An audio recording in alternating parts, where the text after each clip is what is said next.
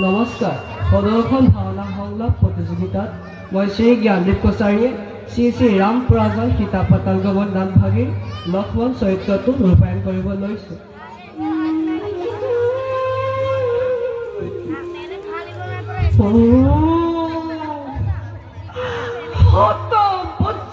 ঘাট লোক মনৰ বসুমতী তুমি এতিয়াও দ্বিখণ্ডিত হোৱা নাই কিয়? হৃদয় তই জ্বলি উঠা নাই কিয়? ৰাজ্যক ৰাৱণে যিদিনা হৰিছিল জানকী মাতৃক সেইদিনাটো তই জ্বলি উঠিছিলি প্ৰচণ্ড বেগেৰে। কিন্তু আজি কিয় ৰাজ্য ধন পৰিহৰি ত্যাগ কৰিছে হয় উৰ্মিলাক ৰাজ কাৰেঙত?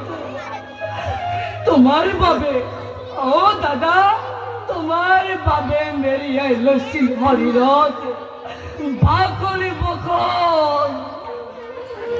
কিন্তু দাদা কিয় দিলা এনে নিষ্ঠুৰ আদেশ?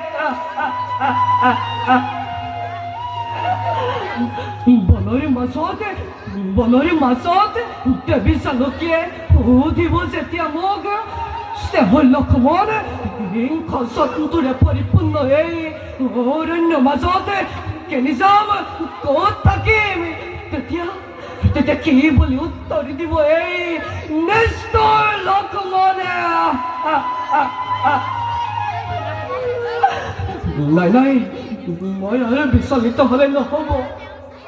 জ্যেষ্ঠ দাদা পিতৃতুল্য মোৰ, তেওঁৰ আদেশ মই পাৰিবই লাগিব। যাওঁ মই ত্যাগ কৰি হৃদয়ৰ সকলো মমতা এৰি থৈ আহোঁগৈ দেৱী জানকীক অৰণ্যৰ মাজত। ধন্যবাদ।